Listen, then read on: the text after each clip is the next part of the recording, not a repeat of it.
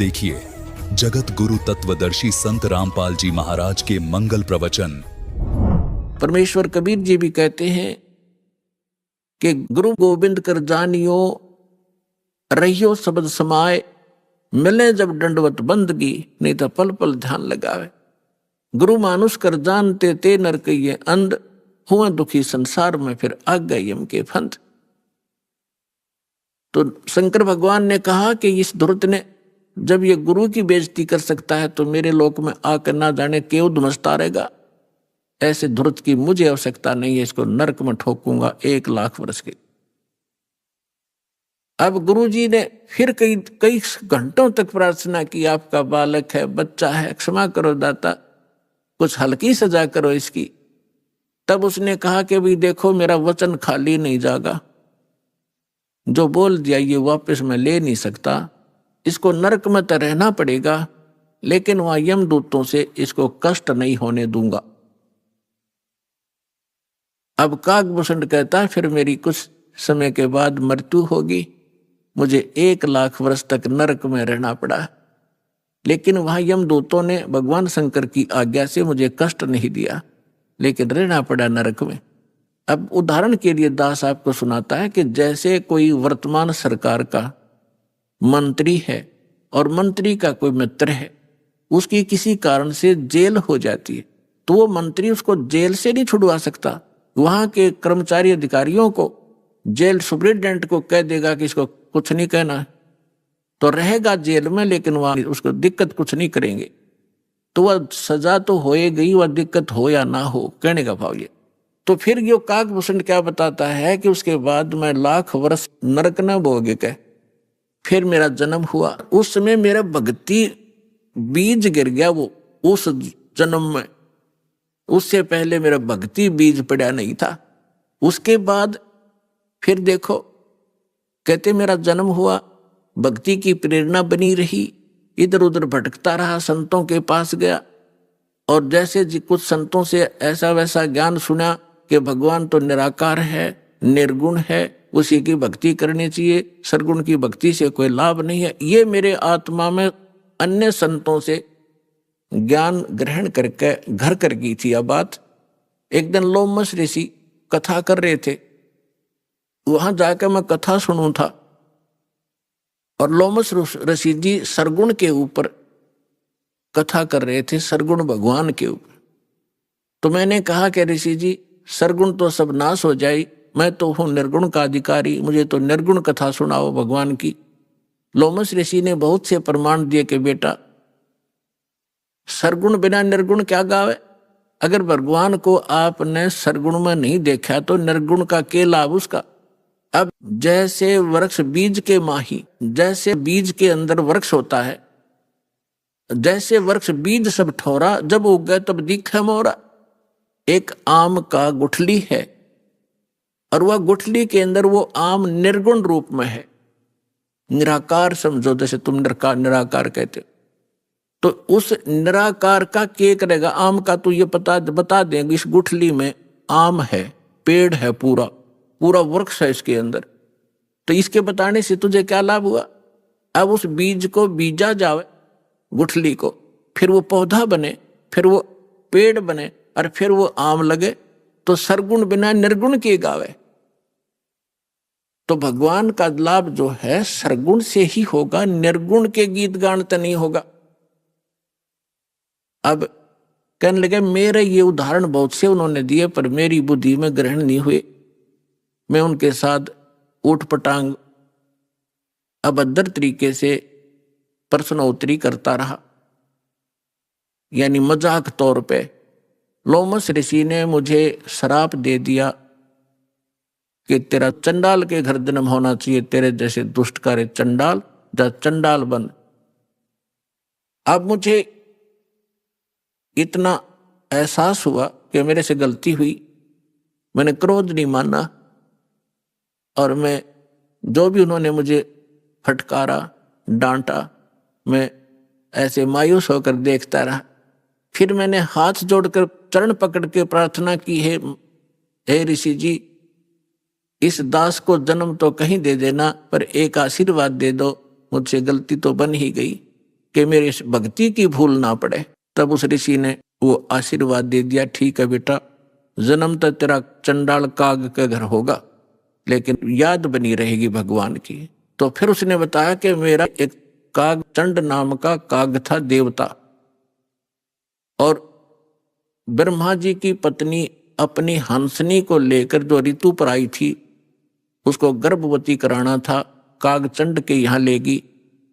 उनके संयोग से फिर मेरा जन्म हुआ। ऊपर से मुंह तो मेरा काग का है और नीचे का सारा शरीर देवताओं जैसा मनुष्य का है उसका। फिर क्या बताया उसने, जो मुझे आज जो वस्तु मिली, जो भक्ति मिली, एक जोगजीत नाम के संत मिले, ये परमात्मा थे।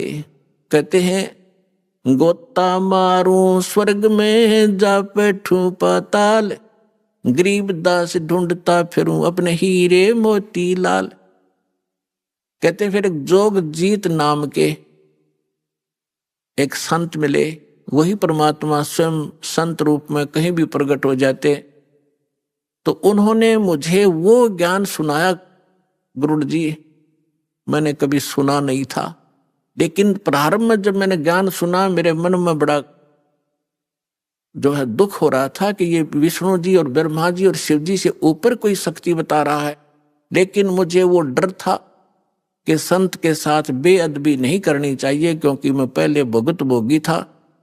लोमस ऋषि के साथ मैंने उठपटांग प्रश्नोत्तरी करके मैं बड़ा दुख पाया था। मैं उनसे विवाद नहीं किया, लेकिन नम्रता से प्रश्न करता रहा, मन में फिर करता रहा।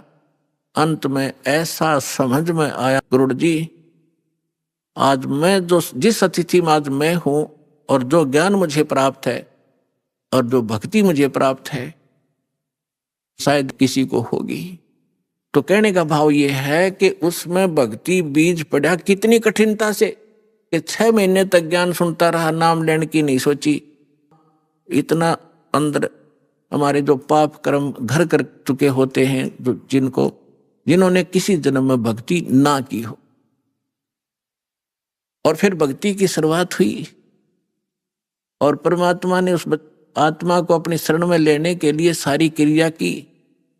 लोमस ऋषि से पहले उसको इतना डरवा दिया, यदि उस समय लोमस ऋषि काकभूषण को वो श्राप नहीं देता, वो डर उसके दिल में ना होता, तो परमात्मा का ज्ञान तो पुण्यात्माओं वो कभी नहीं सुन सकता था। आज आप देखते हो जितने भी पुण्यात्मा यहाँ आए हैं, आपने पहली बार यो ज्ञान सुना होगा तो आपकी सुई कभी 100 पर, कभी 0 पर, कभी ऊपर कभी नीचे हुई होगी। ये क्या बक रहा है, कहाँ से ले आइए ज्ञान। और फिर देखे आपने प्रमाण, अब दांतों तले उंगली दबा रहे हो आप। तो कहते हैं 100 छल सीधर मैं करूं अपने जन के काज। तो आपके ऊपर जो रहम परमात्मा का है ये विशेष है। जो दास कहना चाह रहा था, आपको ये यथार्थ ज्ञान समझाने के लिए ये प्रमाण उदाहरण दिया है। आप जी पुण्यकर्मी प्राणी हैं, पूर्व जन्म के मनुष्य थे, आपके अंदर भक्ति की आस्था विद्यमान थी, आपने शीघ्र ग्रहण कर लिया। और जो आपके घरों में अब संतान आएंगी वो भगवान के कोटे से आएंगी, बहुत अच्छी होंगी, उनकी तो आपने भविष्य की चिंता करने की जरूरत नहीं रहेगी। और जो अन्य प्राणी हैं वर्तमान के अंदर हैं, वो जो ऐसे हैं जो पूर्व जन्म के मनुष्य थे वो शीघ्र आ जाएंगे, और जो काकभूषण जैसे होंगे उनका भी तरीका अपनाया परमात्मा ने। क्या होगा, एक घर में तीनों ने दीक्षा ले ली, एक नहीं लेता, ठीक है, तो वो काकभूषण की श्रेणी का है। अब उसके लिए मालिक ने क्या दया करी है, घर में आरती चलेगी, कोई मंत्र करे इधर बैठ के, कोई कर रहा है इधर बैठ के, सत्संग चलेगा, ना चाहते हुए कभी देखा जरूर गा, सुनेगा, हैं बैठ के वैसे बैठा लेंगे, बैठता जा तू नाम मत लिए तो सुनेगा। तो कभी ना कभी उसके भी काकभूषण की तरह इच्छा बनेगी, उसके पाप नरम आएंगे, क्योंकि भगवान की कुछ ऐसे संस्कार होते हैं, ऐसे पाप होते हैं जो ज्ञान यज्ञ से ही समाप्त होते। अब कुछ ऐसे पाप होते हैं जो प्रणाम यज्ञ से समाप्त होते हैं, जैसे कपड़ा मैला हो गया, सिंपली कोई धूल मिट्टी लगी है झड़का दिया, निर्मल हुआ। थोड़ी बहुत और मैल लग गया है तो वैसे पानी में से निकाल दिया तो भी ठीक हो गया। और भी ज्यादा मैला है तो साबुन प्रयोग करना पड़ता है। और भी ज्यादा कहीं कोई दाग लगा है तो ड्राई क्लीन करानी पड़ती है, तो वो तब निर्मल होता है। हमारे युगों युगों के अंतःकरण के अंदर बड़े धब्बे लगे हुए हैं, अंतःकरण में हमारे पाप जमा है, तो उन पापों के नाश के लिए ये सब प्रक्रिया आपकी यहाँ कराई जाती है। 500 यज्ञ कराई जाती हैं आपसे। एक यज्ञ है धर्म की। कुछ ऐसे पाप होते हैं जो धर्म करने से ही अक्षीण हुआ करते हैं। एक यज्ञ है धर्म की, दूसरी यज्ञ है ध्यान, परमात्मा का चिंतन, मीन ध्यान, उसकी कसक बने, उसकी एक न्यारी आपको याद बनी रहे, उसको ध्यान कहते। और तीसरी यज्ञ है हवन की। यहाँ पर एक ज्योति यज्ञ किया जाता है, ज्योति हवन कराया जाता है। तीसरी यज्ञ हवन की, चौथी यज्ञ प्रणाम, दंडवत प्रणाम कराया जाता है, जिसे अहंकार नाश होता है और कुछ पाप इस प्रणाम यज्ञ से ही नाश होते। और पांचवी यज्ञ है ज्ञान की। इस ज्ञान के सुनने से, कथाओं के सुनने से भी आपके बहुत से पाप अक्षीण होते हैं। अब जिस व्यक्ति को आप प्रारंभ में चर्चा करते हो परमात्मा की, तो वो नहीं ग्रहण करता, उठ के चल पड़ता है। कबीर साहब कहते हैं, कबीर पिछले पाप से हरि चर्चा ना सुहावे, और कै ऊंगे कै उठ चले ना और बात चलावे। जैसे किसी कर्महीन प्राणी से, संस्कारहीन प्राणी से आप भगवान की चर्चा करने लगते हो, और वो आपका विशेष मित्र भी हो, विशेष नाती भी हो। अब जो ऐसा वैसा व्यक्ति होगा तो दो बात सुनते उठकर चला जाएगा कि ठीक है मैं फिर आऊंगा, मुझे काम जरूरी है, क्योंकि उसको वो अच्छा नहीं लग रहा, उसको सुहा नहीं रही। और कोई ऐसा मित्र होगा कि उठ नहीं सकता तो नींद आने लग जाएगी, लटके लेगा थोड़ी देर में। या फिर कोई विषय बदल देगा कि सुन मेरी बात सुना, सा है वहां फलाना था, सा फलाना था, वहां जाना है, वहां चलेगा। वो सुन ही नहीं सकता क्योंकि उसको वो अच्छा नहीं लग रहा। तुलसीदास जी कहते हैं, तुलसी पिछले पाप से हरि चर्चा ना भावे। भाव माने अच्छी नहीं लगे। जैसे कहते हैं मैंने, मुझे रोटी नहीं भाती, मुझे नहीं अच्छी लगती। तुलसी पिछले पाप से हरि चर्चा ना भावे, और जैसे जवर के वेग से भूख विदा हो जाए। अब जिस व्यक्ति को बुखार हो गया हो, जवर हो जाए, मलेरिया, तो उसको न कोई भी पदार्थ है वो कड़वा नजर लगता है, महसूस होता है। जैसे रोटी खाएगा, एक टूक एक ग्रास नहीं खा सकता, वो कड़वा लगता है, थूकने को दिल करता है। ना काजू खा सकता, ना किशमिश खा सकता। मनुखा दाग को भी कड़वी बताता है। अपने आत्माओं ना मनुखा दाग कड़वी है, ना वो भोजन कड़वा है, ना खीर कड़वी है। कड़वा क्या है कि उसके बुखार ने, जवर ने, टेम्परेचर ने उसके शरीर की व्यवस्था इतनी बिगाड़ दी कि उसको मीठी वस्तु भी कड़वी लग रही है। अब उसका ट्रीटमेंट क्या है, उसका विकल्प क्या है कि उस मलेरिया बुखार को नरम करना पड़ेगा। बुखार उतरे बिना वस्तु स्वादिष्ट लगे नहीं। अब रोटी कड़वी लग रही है, मनुखा दाख कड़वी लग रही है, तो उसका ट्रीटमेंट क्या है? कड़वी गोली ही खानी पड़ेगी कुनीन की, और ना चाहते भी खानी पड़ेंगी। और उनके खाने से फिर वो जबर ठीक होगा। जब जबर उतर जाएगा, और फिर देखना सूखी रोटी सब्जी छोड़ भूख लगेगी। जब घर वाले कहें सब्जी बना दो ना, रोटी दे फटाफट, सब्जी तो फिर देखूंगा। और पहले सब कुछ आगे रख देते थे तो भी खाने को दिल नहीं करता था। ठीक इसी प्रकार जो प्रथम बार जिसके ऊपर परमात्मा रजा बख्शते हैं किसी भी कारण से, किसी के माध्यम से सत्संग सुनाने की, तो वो ऐसा व्यक्ति जिसके पिछले पाप कर्म घने बढ़े हुए हैं, तो उसकी आत्मा के अंदर उस जबर के कारण उस मीठी वस्तु परमात्मा की चर्चा ग्रहण करने का व्यवस्था नहीं है, वो खराब हो चुकी है। तो उसके लिए क्या तरीका है कि ना अच्छी लगे तो भी सत्संग में बैठा रहे और सुनता ही रहे, जैसे कैसे भी सुनता रहे, चाहे अच्छी लगो या ना लगो।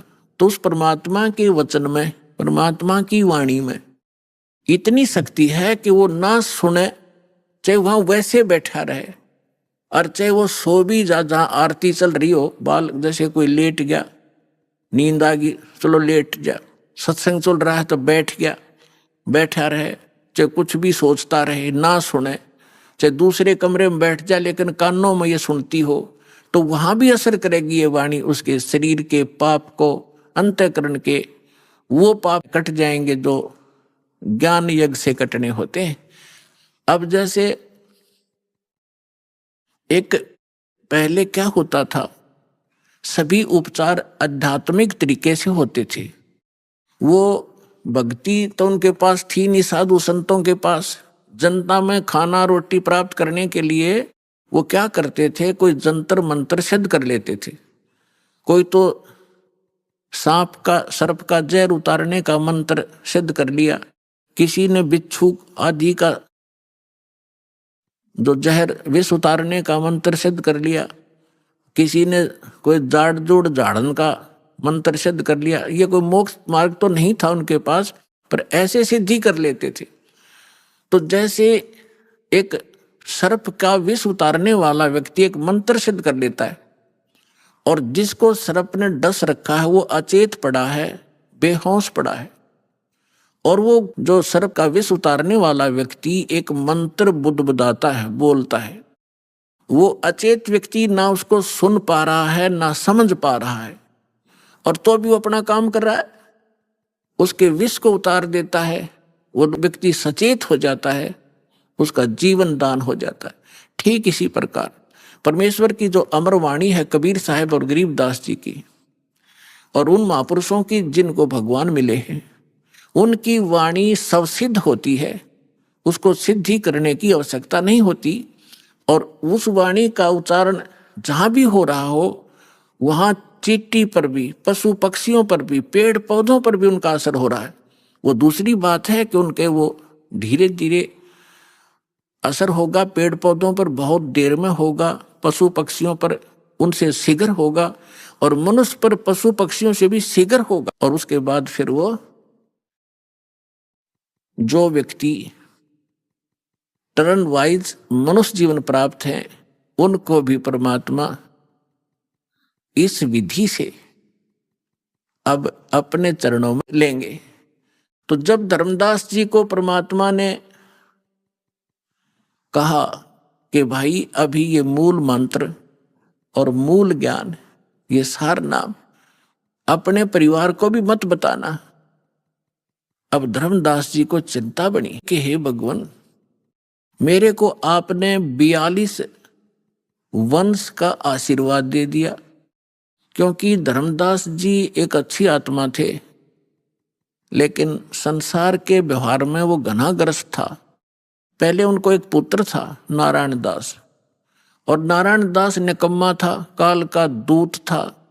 उसने परमात्मा के ज्ञान को ग्रहण नहीं किया, एक भी वचन सुना नहीं, उठकर चला जाता था। तो धर्मदास जी को ये चिंता बनी। धर्मदास जी ने कहा कि भगवान आप तो समर्थ हैं, मेरे पुत्र को शरण में ले लो, इकलौता पुत्र है, काल के हाथों चढ़ जाएगा, इसका जीवन नाश हो जाएगा। तो परमात्मा ने कहा बे धर्मदास, ये खुद ही काल का दूत है, तेरे घर पर भेज दिया। क्योंकि काल को पता था आप एक अच्छी आत्मा हो, और अच्छी आत्मा के घर पर एक आधा ऐसा व्यक्ति कोई कारण बनाकर काल भेज ही देता है। तो परमात्मा ने लास्ट में अपनी दिव्य दृष्टि देकर धर्मदास जी को उसके पुत्र नारायण दास की वास्तविकता दिखा दी। विकराल चेहरा, लंबे लंबे दांत, ओछा माथा। तो परमात्मा ने कहा कि ये दूत आया हुआ है, काल का स्पेशल भेजा हुआ है तेरी भक्ति नाश करने के लिए। इस बात से धर्मदास चिंतित हो गया कि हे भगवान, ये तो सचमुच, ये तो लड़के के कवर में मेरा दुश्मन बैठा है। फिर उसको चिंता हुई कि हे भगवान 82 साल की उम्र होगी और अब क्या होगा, अरे ये तो काल का वंश चल गया मेरे से और पाप का भागी हो गया मैं। तो परमात्मा ने कहा कि ऐसे व्यक्ति का वंश नहीं चला करता। तो परमात्मा बोले जी इसका नहीं चलेगा तो मेरा भी वंश नाश हो गया। हे भगवान अब क्या होगा, मेरा क्या होगा, मेरा वंश कैसे चलेगा। तब परमेश्वर ने कहा कि तू चिंता ना करे, तेरे को 42 पीढ़ी दे दी मैंने, तेरा 42 पीढ़ी तक वंश चलेगा। तब धर्मदास जी कहने लगे इस काल का वंश चलेगा भगवान, इससे अच्छा तो ना चले। यो परमात्मा बोले नहीं, मैं और तेरे को एक पुत्र दूंगा, उससे तेरे 42 पीढ़ी वंश चलेगा। ये अब इन्होंने गलत व्याख्या कर रखी है, कबीर पंथी जो दामा खेड़ा वालों ने एक भ्रमणा फैला रखी है कि जो दामा खेड़ा की गद्दी से नाम लेगा उसका ही मोक्ष होगा। कबीर साहब ने 42 पीढ़ी को आशीर्वाद दे रखा है, 42 पीढ़ी को नाम देने का आशीर्वाद नहीं दे रखा। धर्मदास की चिंता मिटाने के लिए ये कहा था कि तेरे को 42 पीढ़ी का वंश दे दिया, तेरा वंश चलेगा और मोक्ष उसका होगा जो सद्भक्ति करेगा, पूरे संत जो मेरे अधिकारी संत से लेगा। तो फिर उसको 10 महीने के बाद एक चूड़ामणि उर्फ मुक्तामणि नाम का एक पुत्र उसकी पत्नी से जन्म हुआ परमात्मा के आशीर्वाद से। उनसे फिर उनकी ये 42 वंश चले। फिर धर्मदास जी को चिंता हुई, परमात्मा ने कहा कि अपने वंशजों को भी ये मूल ज्ञान नहीं बताना, मूल मंत्र नहीं बताना, सार नाम नहीं देना। अब धर्मदास जी ने फिर कलेजा पकड़ लिया और बैठ गया चिंता करके। परमात्मा बोले क्या बात होगी भक्त। कहने लगे क्या बताऊं गुरुजी, क्या बताऊं भगवान, आपने तो ऐसी प्रतिज्ञा करा दी कि मेरे वंशजों को भी नाम नहीं देना, सार नाम नहीं देना, सार नाम बिन मुक्त नहीं हो सकते, सतनाम भी नहीं बताना। आप कह रहे हो कि पहला पहला मंत्र देना, इनका मुक्ति क्यों करोगी भगवान। लाला जी था वो सेठ, धर्मदास जी बनिए के घर जन्म था उसका, वैश्य था। अब टोटे नफे को गणासी घर समझा था वो, तो उसको चिंता बन गई है, भगवान वंश तो दे दिया आपने, इनका ये पार क्यों करोगे। तब परमात्मा ने कहा कि तू चिंता ना करे, कलयुग के अंदर आगे चल के धर्मदास में एक भक्ति समय आवेगा और उस समय सभी पार होंगे और मैं फिर आऊंगा और तेरे वंशजों को जो मंत्र दे दिया और ये मेरी वाणी पढ़ते रहेंगे ज्ञान यज्ञ, इससे भी मानव शरीर प्राप्त हो जाते हैं, लेकिन मोक्ष नहीं होगा। तेरे वंशजों को प्रथम मंत्र देंगे, मेरी वाणी का पाठ करते रहेंगे, इससे इनको मानव शरीर प्राप्त होते रहेंगे। तब धर्मदास जी ने कहा जी फिर मानव शरीर का क्या बनेगा, जब सार नाम नहीं मिला, सतनाम नहीं मिला था, तो ज्ञान से परिचित हो चुका था वो। तब परमात्मा ने कहा कि आगे चल के जब ये भक्ति योग शुरू होगा तब मैं फिर आऊंगा और फिर तो सारी सृष्टि को पार करूंगा, तेरे बच्चे भी पार होंगे, तेरे वंशज भी पार होंगे। अब क्या बता रहे परमात्मा के धर्मदास, एक बार मेरा और इस काल का, यहाँ के किस ब्रह्मांड के मालिक ब्रह्म का एक संवाद हुआ था। इसने मुझसे प्रतिज्ञा करा ली थी कि 3 युगों में जीव थोड़े ले जाना और चौथे युग में आप कितने ही जीव मुक्त करा लेना। तो मैंने इसको तथावस्तु कर दी थी, ठीक है जो तू कह रहा है वो मुझे स्वीकार है। परमात्मा ने कहा कि फिर मैंने उससे कहा था कि जब चौथा युग, जब कलयुग आई तब हम अपना अंश पठाई। जब चौथा युग कलयुग आवेगा, उस कलयुग के जो बीचली पीढ़ी होगी, बीचली पीढ़ी का समय बताया है परमात्मा ने कि कब ये भक्ति स्टार्ट होगी। बीचली पीढ़ी कहाँ से स्टार्ट होगी, जब कलयुग बीतता 5500 पाचा, तब ये वचन मेरा होगा साचा। तो 5505 कलयुग कब बीता है, सन 1997 से। और 1997 में इस दास को परमेश्वर कबीर जी मिले थे। उन्होंने कहा था कि अब ये सारनाम और सतनाम बेटा सार्वजनिक कर देना, मैं तेरे साथ रहूंगा, पूरा विश्व हमारे साथ होगा, सबका कल्याण करेंगे।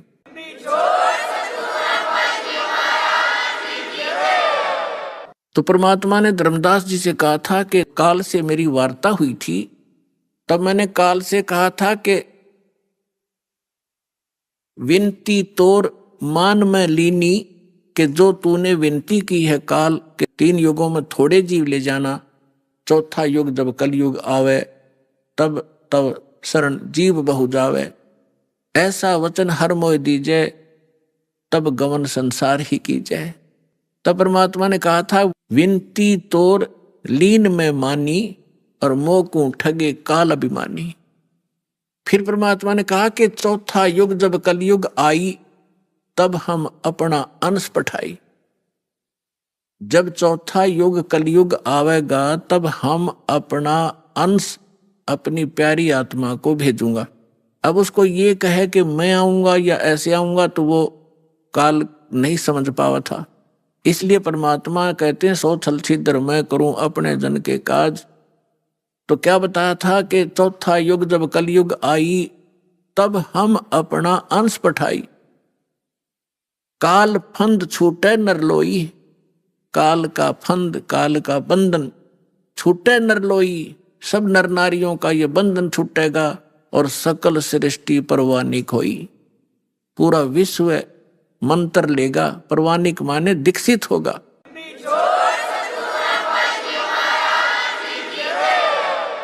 काल फंद छूटे नरलोई, सकल सृष्टि परवानिक होई, और घर घर देखिए बोध विचारा, और सत नाम सब ठोर उचारा। पुण्यात्माओं, यहां पर आप देखोगे परमात्मा कबीर जी की महिमा और लीला, एक समर्थ के काम आप देखोगे। अभी तो आप बच्चे हो, फिर हिसाब लगाने लगोगे कि सचमुच ऐसा काम भगवान बिन हो सकता है। आपने गांव में, नगर में, शहर में आज तक कभी कोई पुस्तक बेचने वाला देखा था? परमात्मा के बच्चों के अतिरिक्त कोई प्याज बेच दे, कोई हरी मिर्च बेचता देखा होगा, कोई टिंडे बेचनिया भी मिल रहा होगा, पुस्तक बेचनिया नहीं मिल रहा। बेचना नहीं है, ये तो वैसे एक परमार्थ के रूप में सेवा कर रहे हैं, बेचते नहीं है। इस पुस्तक की कीमत नहीं बता सकते, लेकिन गांव गांव में ये भेज रहे हैं। तो परमात्मा का आदेश है ये, और लेने वालों की कमी नहीं। परमात्मा के बच्चों को प्रेरणा भी परमात्मा ही करता है कि देखेंगे पढ़कर इसमें क्या लिखा है। एक बार पढ़ ली तो फिर उसमें तो सब कुछ लिखा है, फिर तो सतलोक आश्रम राकर रुकेगी वो आत्मा, जो पुस्तक न पढ़ लेगी तो ज्ञान गंगा ने। तो परमात्मा ने बोला था उस समय 600 वर्ष पहले, पुण्यात्माओं, उसका एक एक वचन 100 का 100 सत्य होगा, किसी डूम बाट के गीत नहीं, समर्थ का वचन है, जिसके एक वचन से सूर्य और पृथ्वी और सब ब्रह्मांड चल रहे हैं। पृथ्वी एक सेकंड का भी आगा पीछा नहीं करती, अरबों वर्ष हो गए इसने घूमती ने, कोई लुब्रिकेशन नहीं, कोई इसकी मेंटेनेंस नहीं, और कोई इसको घुमाने वाला नहीं। उस समर्थ के वचन से ये चल रहे हैं, सब ब्रह्मांड रुके हैं। उस ब्रह्मांड, उस समर्थ का ये वचन है कि घर घर देखो बोध विचारा। बोध माने ज्ञान, भक्ति मार्ग का घर घर में चर्चा चलेगी मेरे ज्ञान की, और सत नाम सब ठोर उचारा। ओए होए,